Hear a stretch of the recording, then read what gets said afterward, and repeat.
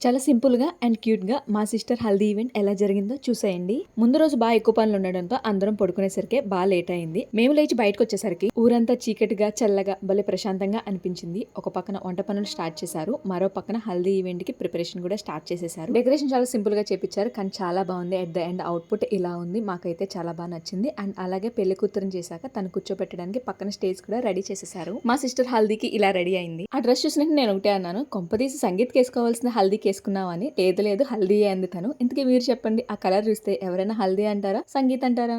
నాకు కామెంట్ సెక్షన్‌లో చెప్పేయండి. ఇంకా పిలిచిన వాళ్ళందరూ వచ్చేసారు. ఇంకా పాస్టర్ గారు కూడా వచ్చి ప్రేయర్ చేసి ఇంకా హల్దీ ఈవెంట్‌ని స్టార్ట్ చేశారు.